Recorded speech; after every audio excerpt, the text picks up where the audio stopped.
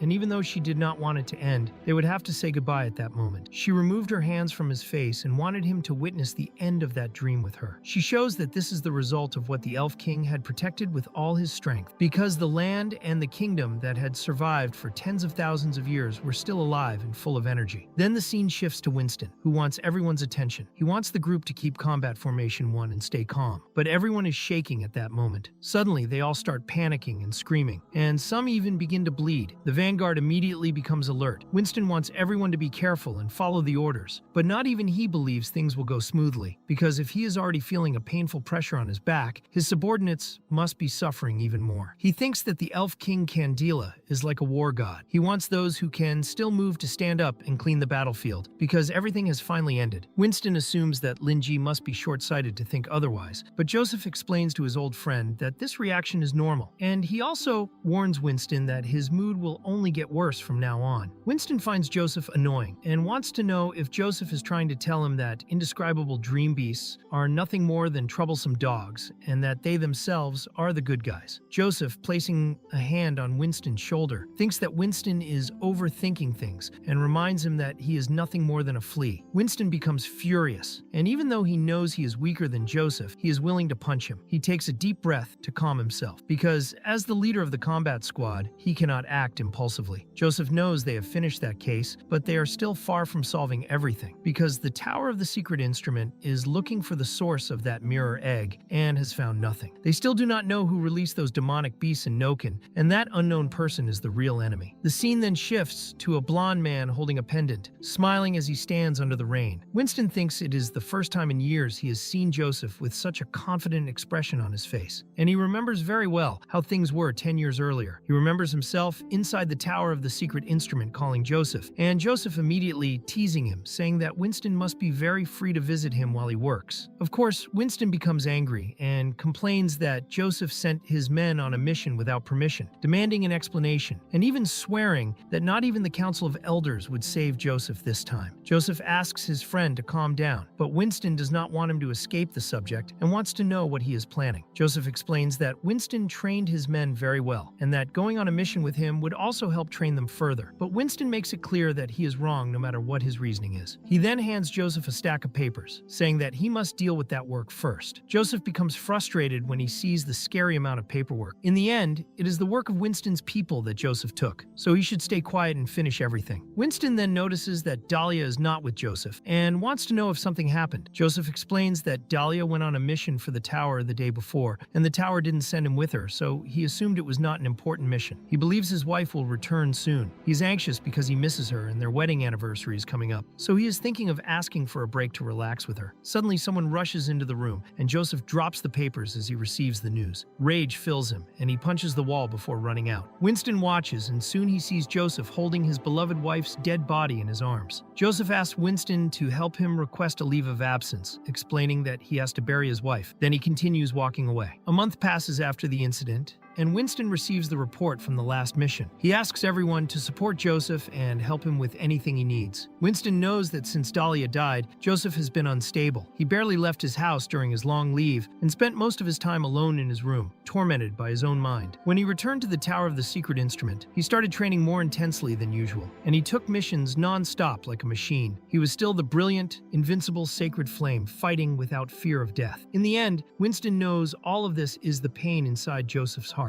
Time stopped for him on that day. Winston cannot bear seeing his friend like this, and suddenly he notices something in the report that revolts him. Joseph didn't tell him anything, and simply went to fight Wild, even though defeating Wild alone would not be easy. Winston hopes nothing bad happens to his friend. He goes to him and sees Joseph holding the Candela sword. Joseph wants to understand why his friend is there, and with his hand bleeding, he explains that he is about to leave for his mission. Winston, irritated, wants Joseph to look at himself, because he was lucky not to lose any limbs fighting Wild, and he should be grateful. Dahlia had just left them, and Winston thinks Joseph should slow down so that she can rest in peace. Joseph only wants to join his wife, and Winston is shocked. He punches Joseph in the face to stop him from sinking further into depression, and explains that Dahlia's death was an accident, not Joseph's fault. He also says Joseph cannot protect everyone, and by acting this way, he is only making things worse for the people still alive around him. Winston knows his friend is wounded, but he insists that Joseph must live. He knows Joseph lost something precious, but it already happened and cannot be changed, so he must think about what he still has. Joseph remembers his wife telling him not to worry about her death. She wanted him to forgive her for leaving him to raise their daughter alone. He cried, unable to accept that she would die, and he promised he would find a way to save her, asking her to hold on a little longer. But Dahlia, already very weak, did not want him to waste time. She regretted not being able to watch their daughter become a radiant knight, and she could not hear everything Joseph wanted to tell her. That memory brings unimaginable pain to Joseph, and he tells Winston that he still has Melissa, their daughter. Winston advises him to recover and not take new missions for now. He brings many fruits to Joseph, wanting him to take the time he needs to heal, and reminds him that someone is waiting for him. Winston leaves, wishing for his old friend to become strong again like he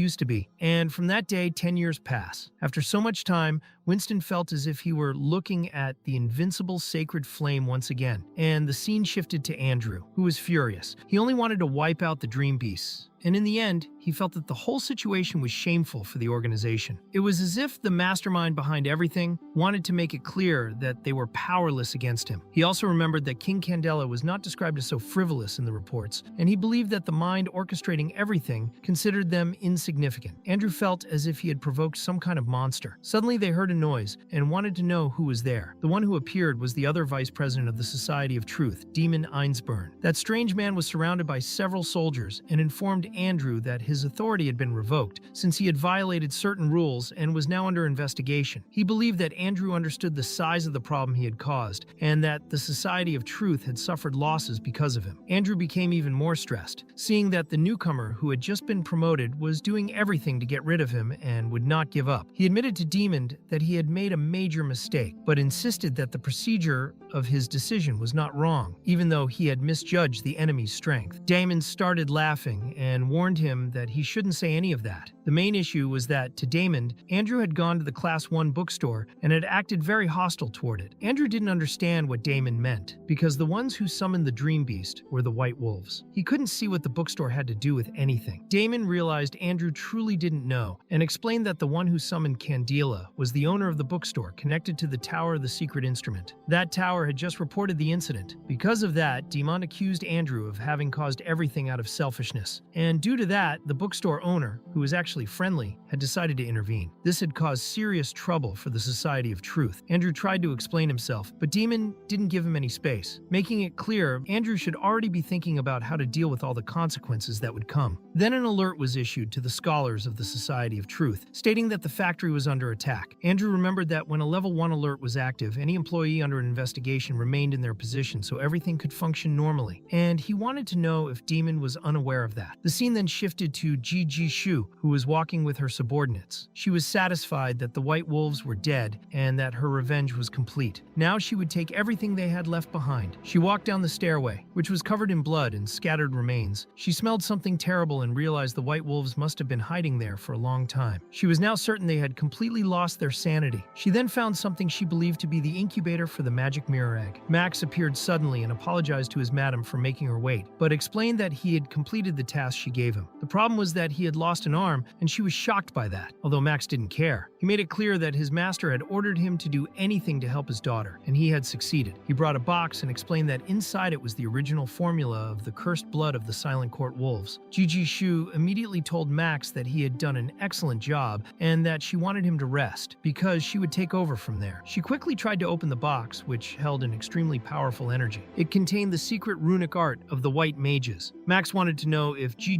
Shu wanted Haywood to take a look at it, because perhaps he could find a solution. And Ji Shu hesitated for a moment. Since Haywood was her father's honored guest, she should consider him first. However, Ryan had already shown her that the loyalty of white mages was not guaranteed, and if a secret like this formula were leaked, the consequences would be disastrous. She believed they should return first and think about everything carefully, because it was dangerous. Max understood his lady. Then something caught Ji Shu's attention. She felt the presence of someone classified as destructive nearby, and wanted to know who it was. Burton appeared, impressed that she had detected his presence, even though he had hidden his killing intent. He expressed that it was a pleasure to meet her, and assured her he was not an enemy. He only wanted to know what kind of person the promising young huntress was, the one who had eliminated the white wolves. He found it surprising how Ji Shu had sharp eyes and calm breathing, like a lone wolf watching its prey with patience. Burton believed she was an experienced hunter on the verge of reaching the destructive classification, and he considered her future extremely bright. This was unlike Helix, who only knew how to manipulate others. Now Burton understood why the bookstore owner was willing to help her. Ji Shu was startled, and when she was about to question what Burton meant, Rosatiro and Virgil arrived. They explained that they had joined forces to look for survivors of the spider group and had been helped by a veteran hunter, Burton, which reduced the complications significantly. Seeing him there, Burton was glad the two had survived. The two subordinates could hardly believe he was really there, and they told their chief that it was Burton who had saved them. Ji Shu thanked him for protecting her men, and Burton introduced himself as the Pale Night Watcher. He told her she didn't need to thank him because he was only doing his duty, but he was curious about the power Lin Ji had given her. Ji Shu explained that the bookstore owner had given her the ability to control the cursed blood, and because of that, the future of the hunters would now be in Lin Ji's hands. Burton realized that this new path was not meant only for him, but for all hunters. Now hunters had a chance to avoid falling into madness. He wanted nothing more than to praise the bookstore owner at that moment. His parents, teachers, and friends had died because of the cursed blood, and he had witnessed everything, but now hunters would no longer suffer that fate. Tears filled his eyes, and he could not control his emotions. Ji Shu saw that everything would be all right, because the bookstore owner would give hunters a new gospel. They shook hands, agreeing that what the bookstore owner had said was true. In that moment, they became soul brothers. Virgil informed his chief that he had found a map, and Ji Shu became enthusiastic when she saw it was an underground passage of Nuoken. The White Wolves had been able to move easily because of that network of tunnels. Now the spider group would have more influence. Ji Shu wanted them to take everything they could use and prepare the Dream Beast explosives, because they were going to make the magic mirror egg disappear once and for all. Burton told Ji Shu that he had done everything the bookstore owner wanted, and now he would leave the rest to her. He said that when the time came, he would become a strength for her, and he was looking forward to the cooperation they would have in the future. Ji Shu made it clear that this day was not far away, and she said she already had an important matter where she would need his help. Burton saw no problem in helping her, and he thought she also needed to act quickly. He reminded her that, as clients of the bookstore, they should always remember their position and complete the missions the bookstore owner wanted. Burton tried to make her understand that they could never disappoint the bookstore owner. After everything that happened, he was practically worshipping Lin Ji. Ji Shu simply understood the hunter's mindset and told her subordinates not to loot anything in that place. She explained that all they needed to do was evacuate after preparing the explosives because they were going to completely destroy the remaining parts of the mirror egg. Her subordinates followed her orders, and Max mentioned something he did not understand. He explained to Madame Jichu that before Burton left, he gave them an obvious warning, but Max did not feel any killing intent behind it. Jichu explained to her subordinate that they had formed a relationship with Burton, and it was exactly like Burton himself said earlier. They were clients of the bookstore. At that moment, the Will of Steel sent her a warning that there were not just one, but two destructive class presences nearby. This shocked Max, and Jujitsu explained that even though Burton could not find their exact location, he was aware of their presence and had come specifically to protect them. The explosion happened while they were running, and Burton's words became proof of his decision. Jujitsu now felt that she owed him two favors. Her biggest concern was leaving the place alive, and she believed she would need Linjia's help regarding the original formula. Then the scene shifted to Frank Wilde, who found it impressive that they managed to detect his presence, even though he had hidden his transcendent aura. He realized the world had changed because hunters who had once been useless to him now possessed exceptional talents. Frank believed this was exactly what Linji wanted to observe. He was also surprised that Burton never lowered his guard while talking to Jujitsu, and even released killing intent toward him before leaving. In the end, Frank admitted he was scared of Burton, and the old man also knew Burton had accepted a mission to hunt him. This would become a problem if Burton had not dropped the mission yet. Wilde also thought the bookstore owner was impressive because Linji had managed to awaken excellent talents inside those pawns and completely changed the situation. He felt lucky to have received Linji's attention and even to have received gifts from him. He wanted to repay all these gifts, so he rushed to complete his mission and took Helix's body. He thought that his teachings and guidance had not been wasted and that this was the perfect material. He also believed Linjie was right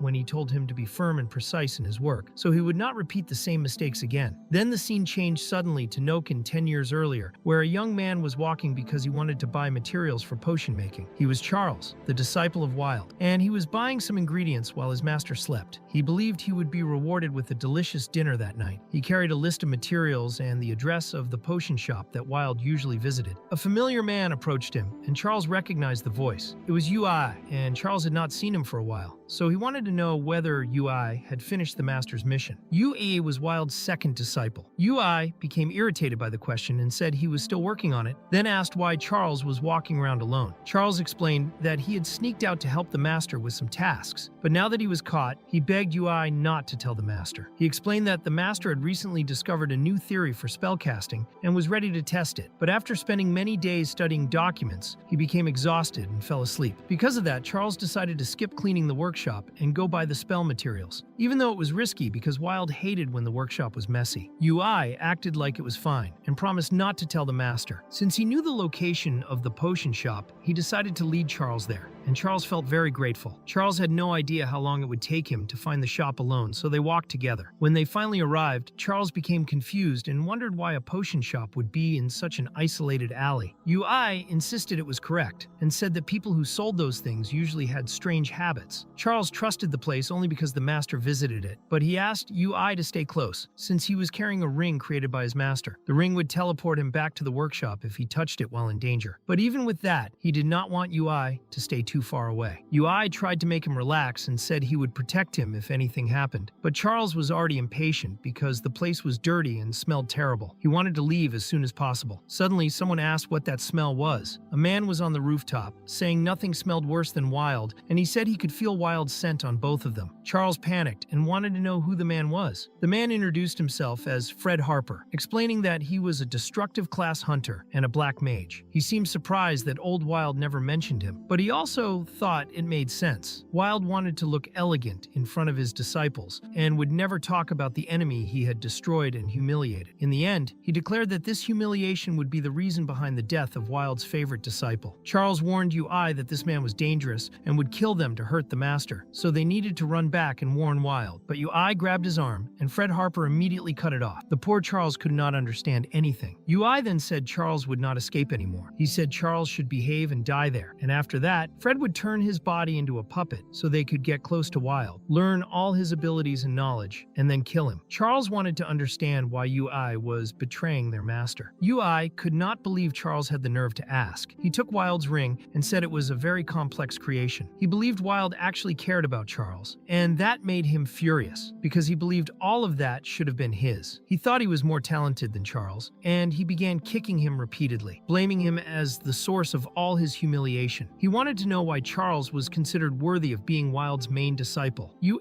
also felt furious about having to learn spells that were weaker than the ones Charles learned. He believed that if Charles did not exist, his own life would be much better. After kicking Charles repeatedly, Charles ended up coughing large amounts of blood and trembling. He tried to explain to Ui that maybe he was lucky for being favored by their master, but when it came to teachings, there was no favoritism. He said he had never learned anything deeper or more advanced than Ui, and their master had always been fair about this. Just because Ui questioned that, Charles believed that Ui was not qualified to be a disciple of Old Frank. Suddenly, a huge rune appeared around Charles's body, and Ui had no idea what was happening. It was a lamentation spell called Stone Spear, and Ui ended up being hit by it. The impact made him drop the ring he had taken from Charles's severed arm. Charles, trembling, felt relieved that the ring was safe for now. He needed to return to his master quickly to warn him about what was happening, but Fred made it clear to Charles that he would never see his master again. And then he attacked Charles from behind. Fred explained that Charles would never get out of there alive because Fred was not just a destructive class being. His blood was contaminated by the shapeless child, and his body depended on those bandages to maintain a human form. He was enjoying what he was doing to Charles, and he thought Ui had messed up badly. According to Fred, Ui had been winning but got distracted and wasted time. He didn't even notice the enemy preparing a spell, and he kept venting his personal frustrations. If Fred had not been there, Ui's prey would have escaped. Now, Fred was not even sure if Ui was actually stronger than Charles. Fred believed that if he moved, Frank would notice his presence, and that meant he would need to abandon his original plan. He ordered Ui to take the body to Helix of the White Wolves. At that moment, Charles began losing consciousness and realized he really was going to die. Fred told Ui to leave the arm behind because his men would use it to set a trap to kill Old Frank. Fred said that keeping Charles alive would be too dangerous for him, and he ordered Ui to give up on his plan to learn new skills. As Charles slowly died, he could only think about apologizing to his master for disappointing him. As Charles faded away, all he wanted was to see his master one last time. Tears began to fall, and suddenly Wild woke up in shock, immediately thinking about Charles. He became furious and began shouting in denial, creating a massive explosion of energy. Meanwhile, Fred, with his weapons ready, felt the moment old Wild arrived at the scene. He tried to joke about the situation and told Wild not to look so grumpy, asking him to say hello. Fred mocked everything that had happened and held up the severed arm, asking if Wild was interested in its owner. He clarified that it belonged to Wild's disciple. He wanted Wild to find it magical that he had ruined the boy's good looks and destroyed his precious disciple. He wanted to know how old Frank felt about that. He kept provoking Wild, hoping to lure him closer, because he had prepared a trapping spell. His plan was simple.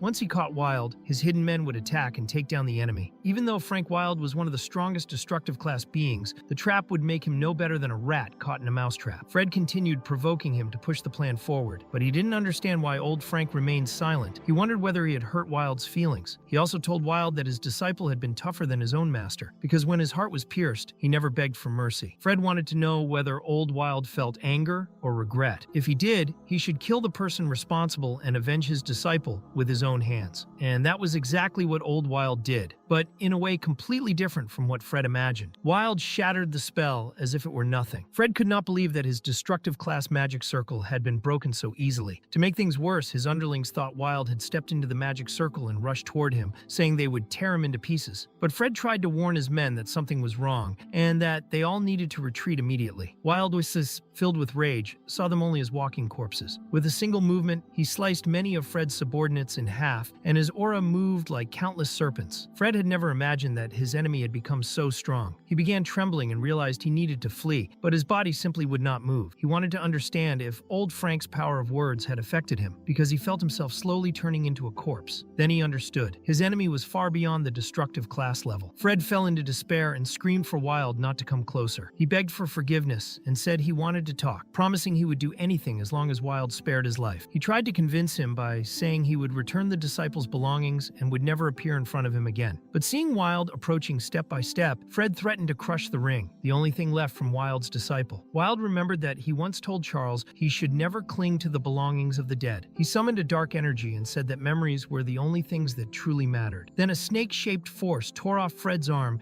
and destroyed him completely. His scream echoed horribly, and old Wild felt bothered, thinking he should have shut Fred's mouth earlier. After that, Wild looked from above at the city where he had lived with with Charles for 7 years. He had loved that place, but now he saw it with deep sadness because Charles was no longer there. He prepared a spell to destroy the entire city so it could go together with Charles, creating fireworks to please him. He used a 6-flame spell called Infernal Death Ray and launched it. Dahlia and Melissa were together at that moment and became terrified because they thought they were going to die. But Joseph appeared and ordered them to lower themselves immediately. He used holy flames and tried to contain Old Wild's ability. Wild was shocked by what he was seeing. Joseph made it clear that if Wild wanted to set off fireworks, he should do it somewhere else, and he ordered Frank Wild to leave the city immediately. Wild looked at Joseph's sword and recognized him as one of the 10 great radiant knights of the Tower of the Secret Instrument. He knew he was facing the invincible holy flame, but he couldn't believe this was happening at that exact moment, because Joseph was stopping him from giving his disciple the redemption he wanted. He remembered Joseph clearly now and wanted to use the man's life to honor his disciple. Joseph quickly grabbed the Candela sword and moved toward Wild, wanting to see what he was capable of, because in Joseph's view, he was nothing more than a crazy old man. That moment became the first battle between Wild and Joseph, a clash that lasted a full day. From that point on, they became sworn enemies who would not rest until one of them was dead. Frank Wild remembered very well, because that 10 years had already passed, and the pain had not faded at all. It was a pain that could stay with him for the rest of his life, and just as he had wished, it would always remain his sin. He had made a mistake he never should have made, and now he had to endure the consequences he carried. Frank Wild believed that the moment the Scarlet Cult and the White Wolves dared to touch him, their deaths were already decided. He watched them kill each other until they went insane and ended up creating their own extinction. They unknowingly provided a large amount of high-quality materials for his sacrificial ritual, and Wild believed this was exactly what Lin Ji wanted him to do. He would not disappoint the owner of the bookstore in any way. However, he understood that this was not the right moment, and he needed more power. One day, he would settle his grudge with Joseph, because this time, he wanted to keep his word. The scene then shifted to the factory of the Claychild Project, factory number 7 of the Society of Truth, where everything was in flames. The place was completely destroyed, and there was a creature on the ground trembling. Several soldiers arrived to inspect the area, checking if any philosopher's stones remained and disabling the traps. They also searched for wounded people or possible casualties, preparing to perform rescues if necessary. They had to report everything they found to Raoul, who was shaking. Walter placed a hand on his friend's shoulder, unable to find the right words to comfort him, and simply warned him that the coming days would be harsh. The situation was tragic, and it looked as if someone had invaded the place and destroyed every sample they had. 5 bodies were found dead, and 1 person was still breathing, so they were sent for treatment. 6 researchers were also found, but 5 had died, and 4 samples had disappeared. They continued updating the experimental information, while Walter and Raoul stared at the panel with intense focus. Raoul believed that those 4 sets of experimental data were extremely good samples, but the problem was that the residual traces of ether came from the philosopher's stones that had exploded at the center of the laboratory. Considering the strict security level, it was impossible for an outsider to enter and take something from the middle of the laboratory. Walter then realized that the one responsible for destroying and looting the laboratory might not have been an intruder, but rather a member of the Society of Truth. The medical staff considered the situation tragic, and among the injured was a woman whom they believed was unlikely to survive. What made things even worse was that none of them remembered ever seeing a woman of that age in the laboratory before. Suddenly, the girl opened her eyes and,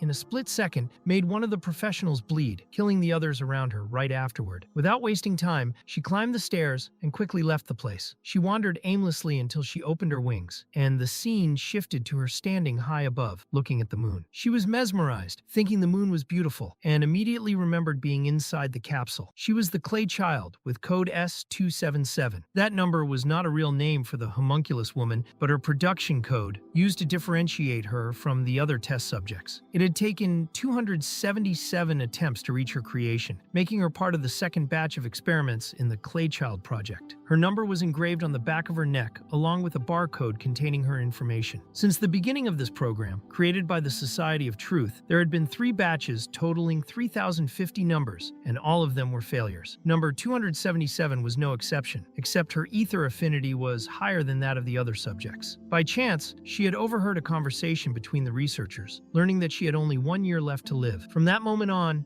S-277 began to wait for the night, noticing details she had never seen before and experiencing brief thoughts she had never had. She possessed extraordinary vision and hearing and could gather all the information she needed in an instant. She knew the shift changes and the entire routine of the laboratory. She also knew what was happening in the other laboratories and factories because of the employees' conversations, and she understood the full structure of the mechanical reincarnation area. She even knew that someone would act that night. When one of the unstable philosopher's stones fell into a capsule, an explosion finally occurred. A man grabbed a homunculus and left, and among the ruins lay S-277, who slowly stood up with difficulty breathing. She touched the raised imprint of her identification number and felt a deep surge of anger. She tore off her number and barcode, then found a lab worker and took his clothes, throwing the man's body into the fire to erase all traces. She quickly lay down on the ground wearing the worker's clothes, and soon other workers arrived. They already knew the culprit had escaped because no ether had been detected. They found her and immediately warned that they had discovered a survivor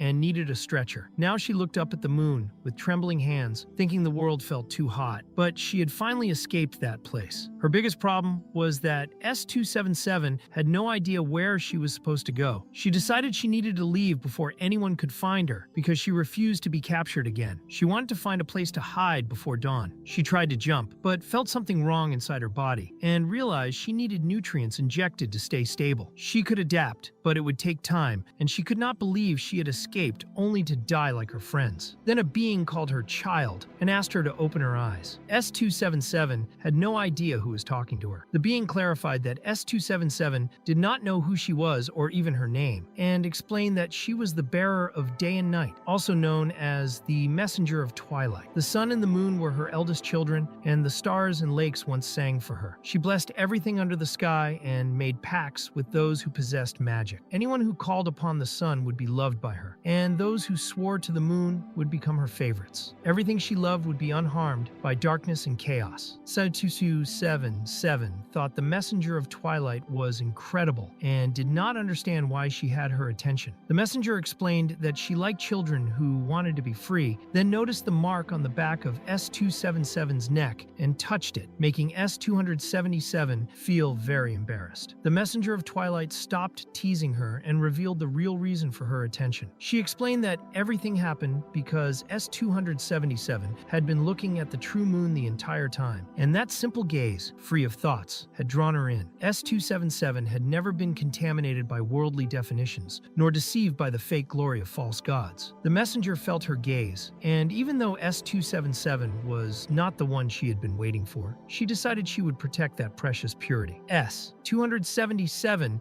did not fully understand, and the messenger explained that her soul was pure and immaculate, like water, the most adaptable vessel of all. She had been given a chance. S-277 did not know what that chance was, but the messenger of twilight promised she would discover it soon. However, the moment had not yet come. The messenger could not do much because they were not in her dream world, and they were meeting only through the thin line between dream and reality, which was still distorted. The messenger then asked if S-277 wanted to live. S-277 truly wanted life, and before disappearing, the messenger of twilight showed her where the guiding light hid among the stars. All S-277 had to do was accept her destiny, and then they would see each other again one day in the dream world. S-277 wandered while staring at the moon, questioning where she was until she collapsed. She had reached the central district in the mechanical reincarnation sector, inside a factory called Oi. The scene shifted to the Iris clan's hideout in the secret forest of Azir. The elves had gathered together, evacuating with concern but trusting their high priestess to protect them. All clan members entered the refuge area, and the defensive barrier activated. The elders prepared the teleportation spell at the altar and made ready for unexpected situations. Warriors, mages, and archivists took their combat positions. The high priestess and the entire Iris family were mobilized, and all combatants stood ready. The prophesied crisis was enough to threaten the entire Iris clan, and everyone was on alert. Doris would act as bait to attract the Dream Beast, and her team would work together to eliminate the Dream's head. She waited for the Dream Beast to appear at the fissure, then cast a spell to seal the Earth's boundary. A massive rune appeared on the ground, forming an enormous barrier. Other elves saw that Doris, the prophetess, had emerged from her cocoon too early. Doris thought about the underground wanderer. The prophecy had revealed its name, its power level, and more information. She knew she would not be enough to handle the destructive power combined with that environment. The Dream Fissure was special this time and had opened deep underground. She thought everything would be extremely difficult and believed they could not repair the fissure while the Dream Beast destroyed the the surroundings. In the battle, they had to protect not only the clan, but also the forest they depended on. She carried that responsibility in her heart when she was caught by surprise. A creature was there, and her instincts warned that a shadow stood behind her. She believed it was a powerful and unknown being stalking her, and wondered why such a creature would focus on her. Then the creature rose up from the ground, and Doris called upon Prada, asking her to bring victory to the clan. She released the arrow of the flaming dawn's light and struck the creature, creating an explosion in its head. She then made a quick leap behind it and used another ability called Triple Meteor. She noticed that the creature was extremely irritated, and just as planned, she began luring it toward the formation as fast as possible. Some explosions happen, and Doris becomes a little anxious, so she quickly uses her fortified protection, and the creature throws lava in her direction, making the entire area start to burn. The iris at the top of Doris's scepter ends up getting slightly scorched. She thinks that everything feels very strange and becomes worried because the forest is catching fire. And she also thinks about the safety of her people. Soon the creature enters a hole, and Doris feels frustrated because it seems like that creature knew she was leading it into a trap, so she believes it would be better to switch to plan B. However, she is surprised again. She suddenly has a prophecy in a moment like that, and she sees that the dream beast moves in groups, and the entire group is heading exactly to where she is. Because of this, she believes she has no time to think and decides she must save her clan first. She uses her teleportation and appears among her people, who are in despair because the fire is spreading, and some of them start using basic water spells. But the flames are too strong, and they begin to retreat. Doris appears, and everyone wants to know what orders she will give. She tells them not to panic. She explains that with the rune in place, they will manage to gain some time, and she orders everyone to go to the altar because there is a teleportation rune connected to Noken. They should ask the Society of Truth for help once they arrive there. She also explains that the trap will no longer work and orders them to warn the members who are hiding near the trap so they can return and prepare to fight the Dreamhead. In the end, Doris is forced to give up on the forest because a swarm of dream beasts is coming and the catastrophe is imminent. She trembles at the thought that something terrible might happen in a place where her prophecy cannot see anything. At that moment, a girl arrives and brings an iris flower to her, wishing that Doris can defeat any dream beast with it. Doris smiles, thanks the girl for her gesture, and makes it clear that she will protect all of them. She thinks about how the men of her clan lost the warrior courage of the elven kingdom long ago, and that is why she needed the protection of Silver. This is when she remembers Silver and recalls that she had asked the witch for help, and she had seen the witch's relative, whom she believed to be Linji,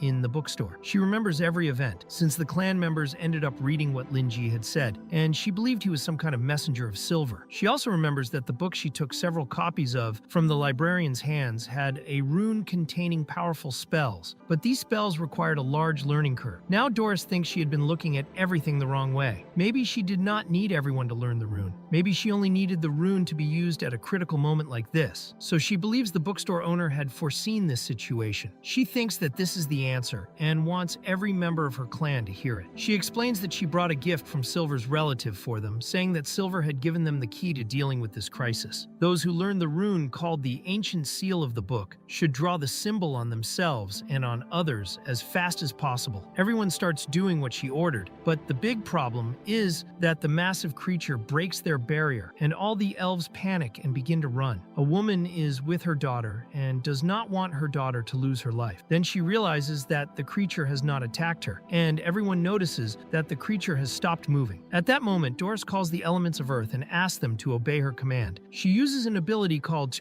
Gaia's Fury, the Thousand Stone Spears, and she tells everyone to be careful. She reminds them that any living being without pain and fear reveals its weakness when attacked, but the dream beasts feel nothing. She orders everyone to keep attacking while the creature remains still, and she launches an attack right at the face of that dream beast, causing a huge explosion. The creature quickly escapes by diving into a hole. Trembling, the girl's mother cannot believe they were saved. Doris tells the girl and her mother that everything is fine now. She also declares that the ancient seal is activated and that Silver has answered their prayers, and she says they must move as fast as they can. Those without a drawn seal should be taken care of, and they must quickly go to the teleportation rune. She also encourages everyone by explaining that Silver will protect the Iris clan even after thousands of years, and no one should worry. Everyone begins praising Silver so that the glory of the Iris flower may last last forever. Doris feels relieved, believing she has understood what the librarian wanted her to understand. She thinks he is truly powerful for knowing the danger her clan would face. She also thinks that Burton knew everything and deserved the title of omniscient. Now Doris wants to understand the true identity of Lin Ji, but she feels embarrassed, realizing that he has already gained her trust. She also tries not to think about that too much and admits that she is not good at fighting and depends mainly on prophecy to stay one step ahead of her enemies. She has reached her limit after casting several high-cost spells in a row, but she does not want to disappoint the people who trust her. Even if she must sacrifice herself, she believes that is her destiny as a high priestess. She only hopes that when she dies, she can enter Silver's dreams, and as long as the dream beasts do not attack her people, she can freely use her spells. With the life force she still has, she decides she will cast the forbidden spell, the final spell she can use, called Living Sacrifice. In that moment, several roots quickly rise from beneath the ground, and the seed of the legendary sacred tree of the Elven Kingdom proves to be truly strong, because Doris feels her life force being drained extremely fast. She cannot regenerate fast enough, and only wants to hold on until her people retreat. Suddenly, she begins to cough blood. She has protected her clan for the past 1,000 years and believes everything has led to this moment. The dream rift is opening wider and wider. Her prophecy was correct, and those underground wanderers are dream beasts moving in a group. She knows that this is her end. She could no longer stop those dream beasts, and the sacred tree was draining the little life force she had left, making her eyes begin to bleed. She believed she had bought enough time for her clan members so they could teleport away, and she only wished that the Silver Witch would be with all of them. Before she could die, she was suddenly held by a shadow that looked very much like Lin Ji, and the shadow believed she was having a terrible nightmare, so it intended to change that for her. Doris recognized that voice as familiar and became desperate. The voice sounded strange and frightening, but her instincts told her it really was the bookstore owner. She wanted to understand what he was doing there because she had not sensed any ether fluctuation in that area, and she did not know whether she was hallucinating in her final moments. But the touch she felt was real, as if an invisible person was behind her, holding her with absolute power. Then she realized that she had felt that unknown powerful presence staring at her earlier, and she wondered if the librarian had been there the entire time, silently watching everything from the beginning. She became terrified and began to tremble, wanting to know how strong he really was, but she had no way of knowing the truth. She also did not want to turn around and look at him because she feared the consequences. The scene shifts to Andrew, who cannot understand why the screen turned black. The person wearing the headphones immediately takes them off, while Andrew wants to know what happened to the Iris clan, and that person simply panics and starts laughing uncontrollably. He quickly goes to the girl to help her calm down, and suddenly a warning appears to notify everyone that an unknown high-level entity was detected, causing an error in the system. The ether monitoring network collapses and everyone begins to evacuate. Andrew has no idea what is happening and only hopes that Doris is safe. Meanwhile, the mysterious creature with the silhouette of Lin Ji thinks that the giant worm looks very ugly and decides that turning that massive creature into a kitten would be better. A darkness suddenly spreads through the area, and the enormous creature transforms into many cats. Doris becomes completely confused, unable to believe what is happening. The life form is deconstructed and reorganized entirely in an instant before her eyes, becoming a completely different existence. Only a creator could do something like this. It is not something any human could accomplish, not even someone classified as destructive or indescribable. Only a god can alter a living being according to his desires. She also hears the voice saying it will extinguish the flames and return everything to normal, and suddenly the forest returns to its state before the destruction. Doris is left in complete disbelief and begins trembling. Everyone wants to know what on earth just happened. The dream beasts are gone, and people start believing that Silver is the one who did it, considering it a miracle. Everyone heard that voice and was certain it came looking for the high priestess. Doris feels afraid because none of this appeared in her prophecies, and she does not know if that truly was a miracle from Silver. A light shines upon her world, and she feels grateful while trying to understand what happened. The elders of the Iris clan go to her to demand answers. Doris explains that Madame Silver had controlled winter and blessed the clan with her man. She believes that whatever he truly is, he is on the side of the Iris clan and will help them. She knows that this is the only way they can survive, and she intends to hold on to this hope. She also explains that the librarian gave them the ancient seal to protect them from the dream beasts, and that the seal resembles the wall that ancient witches built to block the dream realm. The elders are shocked that this man did all of that. Suddenly, a new iris flower blooms on Doris's scepter, and this becomes a new prophecy delivered to her. Doris reads the prophecy of the stars, which says that her eyes opened wide and her dream was awakened, and that he is the one who defeated the fire of disaster and brought hope to the Iris family. It says he holds the key to all knowledge, protecting all his followers, and that he carries the power of space and time, fully controlling the destiny of the universe. He crossed the barrier of life and death and the ages of time. It also warns that she should not seek to know his name. He is not the caretaker of the stars, stars. He is a shepherd who has been guiding his stars for generations. Doris becomes shocked that he is someone who surpassed the stars, and she believes she is the only one who knows this. She tells herself to stop thinking too deeply about it, because she might get involved in something she shouldn't. The more she knows, the more dangerous it becomes. She decides that she must visit the bookstore owner to thank Silver for her protection and to receive her acknowledgement, and she tells everyone in the clan that they must stand up again at that moment. Then she sees a shadow asking her to proceed. Suddenly, the scene shifts to Lin Jie, who wakes up thinking the night was long. He stretches and the mighty god of rain has lost to the ancient elf king in his dream. He wants to understand why he had a dream like that, and he can remember every detail. He even had a dream inside a dream, and he feels happy because he met his friend there, the one he finds very beautiful. Even the vision of Candela's life felt very real to him. The dream truly left a strong impression on him. He also dreamed about the liquid he now calls the little black one, as if it had taken his shape to meet Doris. He feels relieved believing that it was only a dream because he would not want to scare her. He is quickly surprised when he wakes up and looks out the window to see that the rain has finally stopped. His eyes brighten because of this. He was tired of the bad weather that month, and if it rained any longer, the books would start to mold. He steps outside and cannot believe how fresh the air feels after the rain. He feels as if his body has been purified. Then he sees that a fire is happening, and he also finds S277 nearby. He quickly carries the girl and brings her inside the bookstore. He doesn't understand why he brought her with him, but he could not leave her outside where her infection might worsen. Judging by her appearance, he believes she was injured by an explosion and must have been far enough from the center to survive, but he has no idea what truly happened. He grabs the communicator to try contacting the hospital, but no one answers, which makes sense to him because a fire is likely overwhelming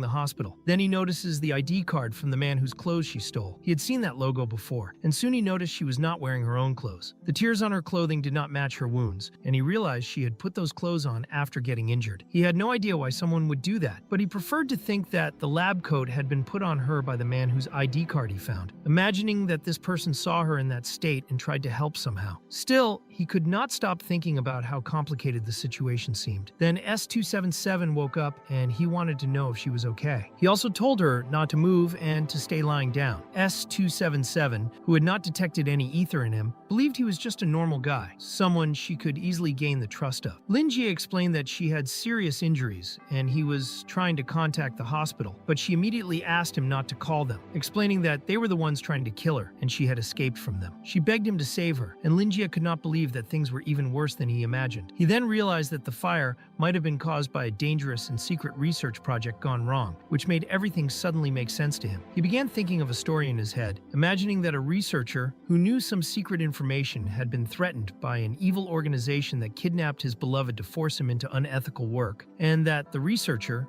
in a moment of rage, detonated a bomb. He imagined the man giving her the coat and telling her to escape and seek help. He believed that S277 was wet because they soaked her clothes to prevent her from burning while escaping. His imagination was extremely vivid, and he believed that this was exactly what happened, even though he did not intend to dig deeper into the situation. He only wanted to make sure she was okay. He did not know if she had any internal injuries, and that was serious because her life could be in danger. He was not a doctor, but he could still evaluate general wounds, so he decided to examine her injuries. He even felt proud of himself for being gentle to a stranger, thinking she was lucky for that. He also believed she might be traumatized after everything she had been through, and thought he should offer her some warmth. S277, experiencing someone taking care of her for the first time, did not understand what that strange feeling was, and her cheeks became red. He wanted to know where it hurt. Her skin showed marks of an explosion's impact, but inside she seemed completely fine, which was very strange to Lin Jie. Because of that, he believed she did not need a hospital, but she still needed proper treatment for her external wounds. S277 had never felt anything like that before, and even though she had gained her freedom, it was not easy for her. She could not risk exposing herself there, so she was not willing to trust the librarian. Lin Jie wanted to know if she needed anything, and told her he would get some tools to treat her wounds. S277 told him she was cold, and he went to close the door. She saw an opportunity and believed she needed to act silently. She planned to kill the bookstore owner quickly, gracefully, like a cat, but suddenly she felt a pressure around her and became terrified. The gargoyle was staring directly at her. She realized the bookstore was full of cold and cruel ether waves. She had not imagined that the gargoyle was alive in such a way. Her senses began returning, and she felt the energy spreading everywhere. She also saw that a flower was alive, and even the books were alive. Everything in that place seemed to be breathing. She became extremely afraid. Now she wondered whether Lin Jie was really just a normal person, and she could not understand how any of that was possible. She gave up on killing him. When he finished closing the door, he noticed the girl sitting in the chair and assumed she was spacing out while staring at the ceiling. He thought she looked like a penguin, both cute and with a strange head, and since he did not use that chair anyway, she could sit there as much as she wanted. He wanted to know if she was feeling better, but S277 was terrified. He told her to wait a few minutes while he went to the basement to get some medicine, and he asked her to stay seated and quiet. While he talked casually to her, S277 saw him as a ghostly figure. When he left, she was left alone, horrified by the many strange creatures she could now see around the bookstore. She understood that if she stayed still, she would at least stay alive until he returned. And she also wanted to understand what those beings were. The small bookstore was filled with a presence that resembled the void, and these creatures were piled together, twisting, breathing, and walking around. She also felt as if an invisible presence had been staring at her the whole time. But Linji acted as if nothing was happening around him. She found it extremely bizarre that he smiled and acted kindly, believing that his kindness was something frightening and unsettling. She also thought that she was not lucky for being saved by him. Then Linji returned and apologized for taking too long. He said he would disinfect the box first, but he noticed she was nervous and did not understand why. Then he remembered that young people hated medicine, so he tried to calm her down, telling her she did not have to act like that because he would help her. Seeing her so scared, he wondered if something had happened and reassured her that everything was fine and she did not need to be afraid. He even joked that it was not like he was a monster that ate humans. She became even more terrified and believed she finally understood the truth. She thought that this was the real reason why he brought her there, and because he locked the doors, she would need to think of another way out. She knew she had asked him to save her, so she believed she was the one at fault. She wanted to understand what she had done wrong. For her, it felt like the end of the line. Since she believed she would not leave that place alive, she offered part of her body for him to eat, hoping it would not hurt too much. But Linji had no idea what she was talking about. In the end, he tried to explain that everything he said was only a joke. She still looked a little suspicious, but the librarian finally cleared up the misunderstanding. He then thought that maybe he should just stick to telling stories because most people seem to take his jokes seriously. S277 realizes that maybe she had misunderstood the situation and that the man might not actually be a bad person. But then she sees a huge monster standing right in front of the librarian. At that moment, she decides that it does not matter whether she understood him wrong or not, because he is clearly someone dangerous, even if he is the one taking care of her wounds. She is sweating a lot while he treats her, and he tries to reassure her by telling her not to worry, explaining that the pain will stop once she gets used to it. Then he suddenly notices that he never introduced himself, so he tells her his name, explaining that he is the owner of that bookstore and that he would like to know her name as well. S277 explains that she does not have a name because the only thing she remembers clearly is the code they gave her, but she never considered that code to be her real identity. Linjie finds this extremely strange and starts wondering if she is trying to forget a painful past or simply refusing to reveal who she really is. He begins to think that she is like a frightened cat that just ran away from its owner's house, and he wonders if those wounds on her body are connected to her trauma. He finds S277 pitiful but strong and impressive at the same time, so he gently touches her head and tells her that everything that hurt her is in the past and she should try to forget the things that happened before. She feels good receiving that kind of warmth from him because his tone and his words feel strangely comforting. Then Linji starts treating the wounds on her back, asking her to remove the coat she was wearing. When she shows her back, Linji opens his eyes wide after seeing the strange mark she has on the back of her neck. He warns her that treating that area might hurt a little and that she needs to endure it. After finishing the bandages, he tells her that her wounds are not infected and she will recover after some rest. He also wants to know what kind of life she wants to have and whether she has any plans for the future, but she has no idea and has nowhere to go. Linji sees that her eyes are full of confusion and uncertainty and begins to believe that she went through something that completely changed her life, leaving her lost. But he decides that this is the moment to use his social skills, so he explains that she needs a new identity and that he also needs an assistant for the shop. If she is willing, he can offer her safety for now, and she can leave whenever she finally discovers what she wants to do. In truth, Linji simply wants someone to handle the chores so he can spend his days reading his endless supply of books. He explains that all she needs to do is organize the shelves and help keep the book records updated every day, which seems simple to him. But S277 starts trembling, feeling insecure as she thinks about it. Even just lying there, she can already sense that terrifying unknown presence in the bookstore. And Linji still thinks the job is easy, even though she feels that presence even with her eyes closed. That chilling feeling intensifies quickly, and what she sees in the darkness before her no longer resembles the old dim bookstore. It becomes hard for her to imagine where that place even came from, and she does not want to stay there even a second longer than necessary. But she believes that if she refuses him, she will continue being hunted by the Sociedade da Verdade, and she knows nothing about the outside world. Even so, she doubts she would survive out there. To make things worse, she is not even sure if she would be allowed to leave through the bookstore door if she refused the librarian's offer. The danger feels like it is coming from both sides, and she thinks so much that her mind feels like it is melting. Meanwhile, Linji has no idea what is happening, and he simply assumes that she likes overthinking things, but does not seem very smart. He makes it clear that he will not force her if she does not want to stay, and that he will also respect it if she has her own plans. Then he tells her not to be nervous and explains that she should focus on recovering first, promising that he will take care of her until she heals. After that, she will be free to decide whether she wants to stay or leave, and in his mind, she will obviously compare the options and find it much better to stay with him. That way, he can give her a new identity and offer her shelter in exchange for her taking care of the bookstore. But he also needs to be careful because he cannot touch her wounds again. He also explains that he does not have a spare room, so she will stay in his bed while he sleeps in a chair, and he plans to buy another bed later.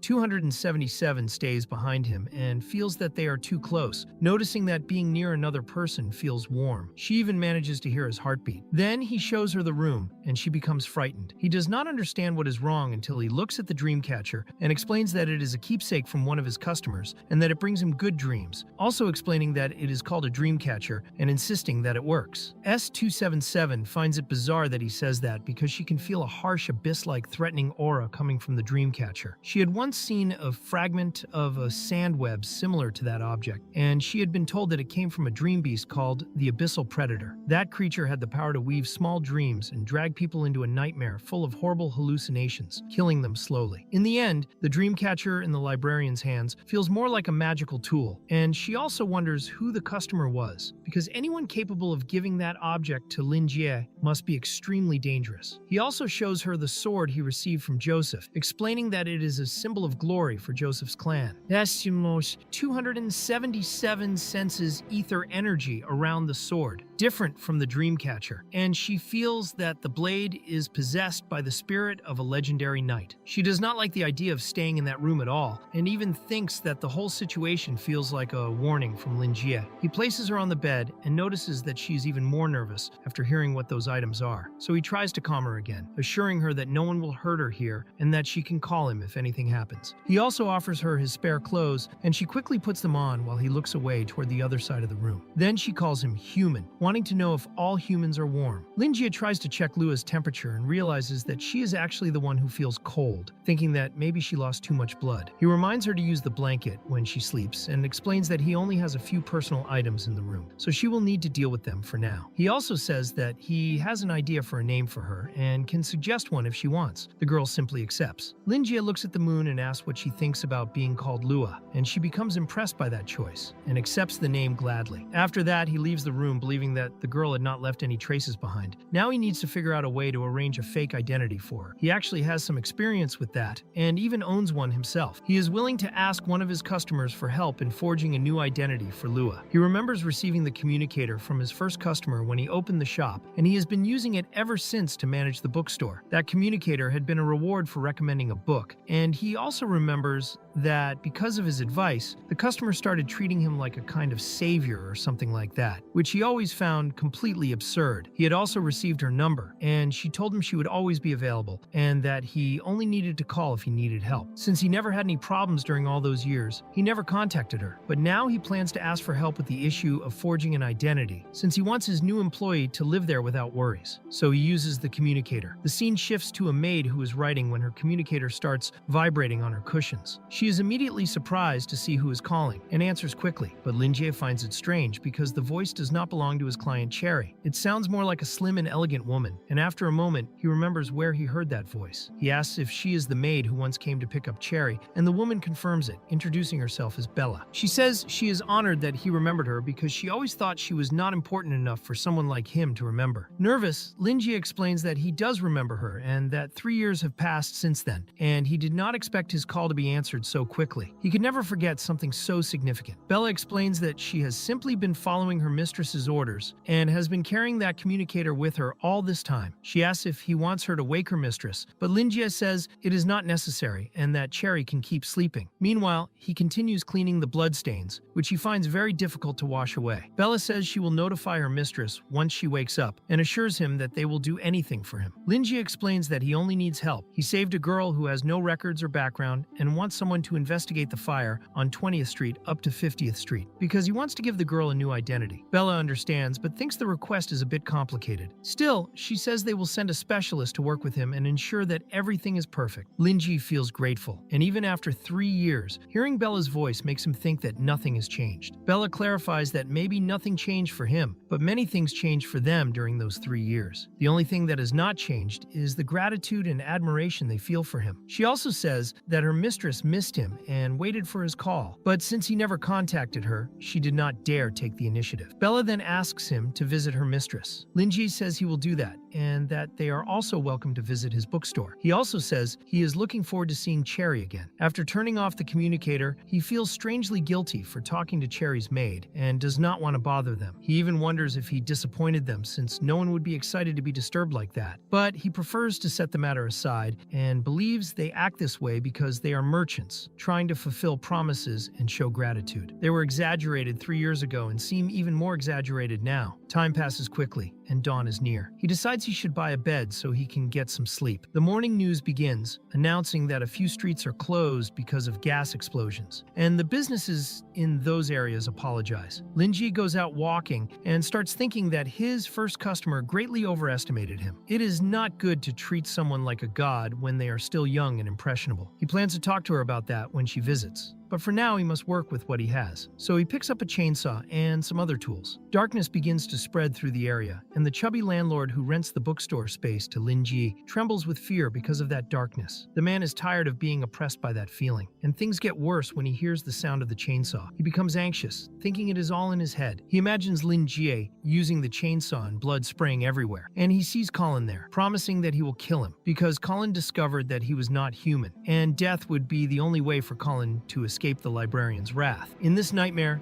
he says he will send Colin to hell, and then he wakes up terrified, begging his neighbor to go away. He was having a nightmare, and he is terrified that the evil spirit will notice if he makes any noise. He only wants someone to help him. Suddenly, he hears his communicator vibrating. He hopes it is good news, and it turns out to be a charm he received from Vicent. The scene shifts to Bella, who walks until Cherry tells her she may enter. A barrier of ether recognizes Bella, allowing her to pass. Cherry is lying in her bed. Bella approaches, and Cherry wants to know if something happened. Bella thinks her mistress should take better care of herself, since she is more than 100 years old and her hair is completely messy. Cherry hates hearing that and orders her maid to stop talking, saying that her age makes her tired and she only wants to know what happened before she goes back to sleep. But Bella believes her mistress will not go back to sleep anymore and explains that she just spoke with Linjie. Cherry cannot believe what she just heard from her maid. Cherry basically has a meltdown when she realizes that Linjie actually called, and she nearly faints on her bed from excitement. Bella only wishes her mistress would show a little elegance, but Cherry has neither elegance nor pride at that moment. To Bella, her powerful mistress suddenly behaves like a young girl who just received a call from her first love, instead of someone with authority and influence. After her dramatic outburst, Cherry demands to know what Linjie told her maid. Bella explains that Linjie asked for their help in forging a fake identity for a girl who is with him. That girl might be connected to the Dream Beast invasion that happened in Noken and the attack on the mechanical reincarnation of the Society of Truth. Bella reminds Cherry that she already sent people to investigate everything to understand the situation, but her mistress does not seem to be listening at all. Instead, Cherry is in shock that he has a girl with him, and Bella grows frustrated because that is the only thing her mistress is focusing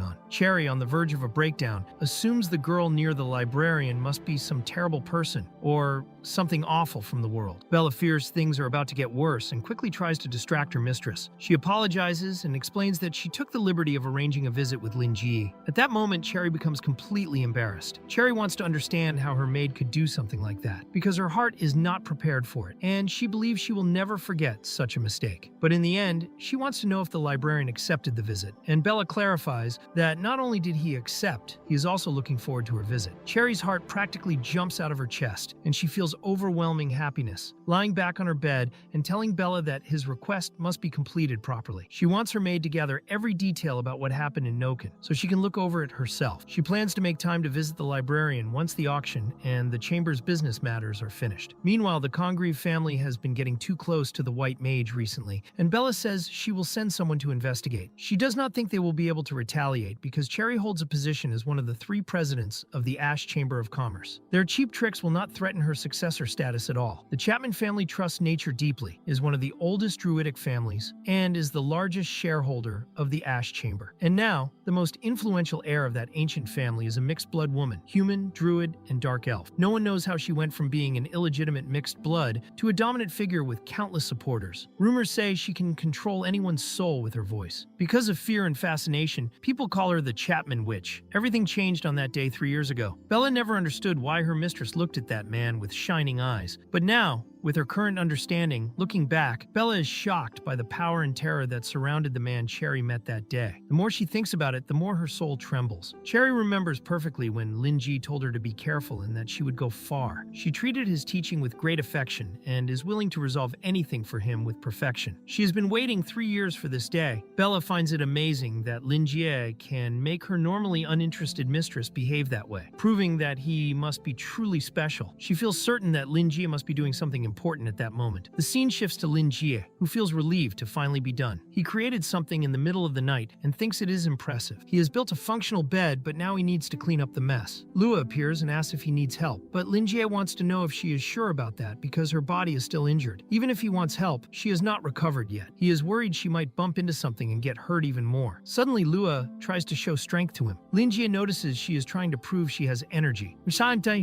but her arms are thin and covered in bandages he wrapped for protection. He does not want to disappoint her, so he decides to be careful. He explains that she can help him clean the debris on the floor, pointing out the broom, the dustpan, and the trash bags, and he wants her to be careful while doing it. She answers that she will not break anything, and Lin Jie trusts her, but that is not what he means. He only does not want her injuries to get worse. He wants her to prioritize herself and asks if she understood. If she breaks the broom, he can just get another one, but she is unique and must take care of herself. Lin Jie does not know this, but Lua does not believe him. Researchers always said homunculi are mass-produced, not unique or valuable. Even so, she might be starting to think differently about herself. She does not know how to express that feeling, which is the same warm feeling she had when he carried her on his back. She liked the warmth of another person. Lin Jie asks her to clean the store's lobby while he moves the bed he made, but she wants to carry the bed herself and cannot understand why he refuses. She also thinks it is strange that he calls that thing a bed. In the end, she simply decides he is strange, with a dangerous aura, but at the same time he acts like an ordinary person in many small ways. And she realizes she judged him too quickly, but she does not want to trust that feeling again. She decides to take a look around and sees she will constantly have to deal with terrifying creatures that wander nearby. Lin Jie reminds her that since she accepted being his assistant, she can call him manager or boss from now on, and she prefers calling him boss. He makes it clear that she is now an employee of the shop, and that as long as she stays there, he will do everything he can to protect her. She notices that right after he says he will protect her, those strange beings suddenly grow scared and move away from her. Lua becomes excited and happy that she can finally start working, determined to leave the bookstore shining. Lin Ji places the bed in the clean spot and believes they will get along well because Lua seems like a good girl. Together, they finish the tasks in the bookstore and he finally opens the shop. He was asking the girl to get ready to welcome their customers, and then the scene shifted to 3 in the afternoon. At that moment, he was drinking tea and believing they would not have any customers that day. But he wanted Lua not to worry because that kind of situation was more common than she imagined. He also showed her the register book where they recorded details about their customers, and she would write things down whenever someone borrowed a book. He thought it would be better for her to take a look and get familiar with it, so she checked the book and immediately became frustrated. He did not understand why and made it clear that she could ask him anything if she had doubts. At that moment, Lin Ji was about to teach Lua, but he still had not realized the size of the problem. Much later, he would want to understand how everything had ended up in that state, because it was going to be a huge issue. He eventually realized that the girl had never received any formal education, and had learned everything just by observing others, so she unfortunately could not read. However, she understood advanced concepts of philosophy and mathematics, which made him worry about the kind of environment she had lived in before. He had no idea where he should start in order to teach her, and in the end, Lua warned her boss that she could learn. Linjie believed she was starting to feel insecure and preferred to comfort her, so he asked her not to worry because she would get the hang of it quickly. She did not need to rush, and he believed that by the time she learned everything, her injuries would be healed. He also had 2 perfect books for her, but Lua sensed a strange aura coming from the librarian when he recommended a children's encyclopedia. She was supposed to read it to complement what she had previously learned. He also reminded her that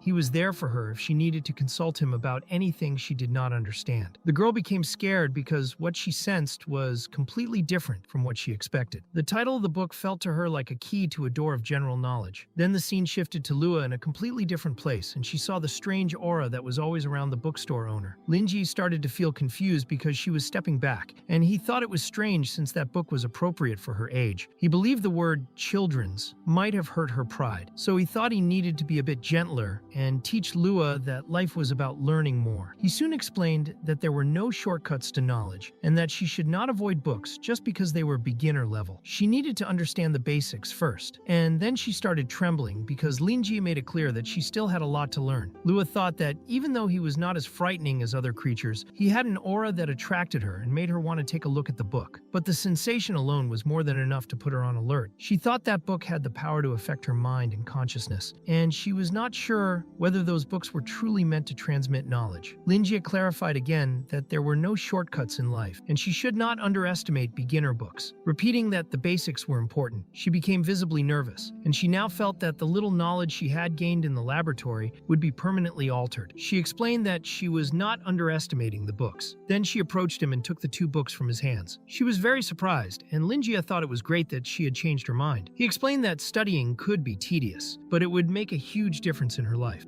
The ladder of progress was infinite and always within everyone's reach, so she should not look at that ladder with arrogance. A house made only of a roof was useless. She also needed a solid foundation of bricks for each layer of wall. Only then would the house be firm and complete. And from that moment on, the difficulties she would face in that house would be what would strengthen her. The librarian made it clear that when she achieved all of that, he would stand by her side and become her greatest shield. Only wisdom would give her confidence when she reached the top. He wanted her to remember that everything was obtained through hard work and always became priceless. She would do all of this to have a better future, and then she would have more choices, which would become her true strength. He remembered well that he did not normally give advice like that, and everything he knew had been learned through personal experience. He believed it would be very hard for anyone to understand the life he had lived since the day he arrived there. But he had overcome every challenge and was now happy with his bookstore. Knowledge really could change someone's life, and Lua understood that. So she promised she would study a lot, and Linjie thought that was a good start. He also did not want her to worry about whether she could handle it or not. He also told her that some time ago, a child approximately her age had come to his bookstore, fallen in love with studying, and bought some books, which were even more advanced than Lua's books. He was referring to Melissa, who at that moment was completely exhausted from studying so much. Then Linjie explained that since Lua was his assistant, she could read all the books there for free. That was a unique opportunity for her to expand her knowledge. He wanted to know if the girl had truly understood everything, and Lua made it clear that she did. He was absolutely right. She said she would study immediately so she could help him as soon as possible. But her mind was boiling from stress. Since Linjie liked seeing his employee inspired, he did not plan to correct her. Since there might be no customers for the next few days, she could learn the basics for now, and Linjie planned to check her progress. So Lua began her studies. 3 days passed, and she was even dressing in a completely different way, almost like a gothic girl. She was still willing to start her daily study routine. Then the scene changed to another place that Lua called the Memory Palace of the First Division. She activated it, and that method made her studies easier. It was a memory palace she created inside her mind, and she stored vast amounts of knowledge there in separate categories. Whenever she needed to learn something new, she would go directly to the palace to understand it. She believed her boss was more than right. The book she picked was only the basics, but the knowledge inside covered too many topics. It included cognitive abilities and instincts of all humans and non-humans, animals, plants, and other transcendent beings. She became scared at how intelligent her boss truly was. She thought that if she were not a homunculus, her mind and consciousness might have been crushed by the overwhelming amount of information she absorbed when she drowned herself in those books. That might even have transformed her into a completely different being. And maybe her boss knew that. And she also read the book of Basic Runes, which taught many spells for white mages. Black mages used their language as a source of power, while white mages used words. And if she wanted to extract the full power of a white mage, a single rune would not be enough. She would have to mix several runes, and she believed her boss was focused on that part. He began giving her lessons, and he enjoyed being a teacher again because it had been a long time since he last taught. While he wrote on the blackboard, he wanted to know which word that was, and she answered confidently. Linji expected her not to understand it and became confused by how quickly her chi had increased, because in only 3 days, she had risen from fundamental level 1 to fundamental level 2. So he asked her several questions, and she managed to answer all of them. In that way, he realized it was enough and there was nothing else he could teach her. With tears in his eyes, he told her she had done a good job and had completely mastered the knowledge from that book. So he granted her the title of bookstore assistant. That was when she understood why her boss wanted her to study. She believed that Lin Jie had seen she was afraid of books and bookshelves, and then she would not be able to serve customers if that did not change. So that was why he trained her, and she felt improved, unable to believe how he had even thought of that. She thought her boss was truly insane. The scene shifted to Lin Jie remembering his time as a teacher, when he called someone to solve a question. His students were amazing and charming, and Lin Jie was only 21 years old and had already published 5 books and dozens of articles. One of the girls showed an article that revealed more about the professor, and it was an interview the journalism department had done with him. Lin Jie remembered his teaching days and never considered himself a genius. He could not compare himself with wise scholars who ignored common sense, so he did not think he was particularly intelligent. All he had was a memory and a level of comprehension far superior to that of a normal person. With that, he managed to receive a few small honors at a young age. The poor psychology professor, in his memory, wanted to know what kind of geniuses the bookstore owner had met in his life. Suddenly he woke up. Once again, Yan Minji. He had been dreaming because of the dream catcher. Then Lua went to his room to warn him that breakfast was ready. He thanked her and kept thinking about the fact that he had dreamed of his past, even though he could not remember what he had said. But now, after spending time with his assistant, he could conclude that she was a genius from head to toe. She had prepared a real feast for him,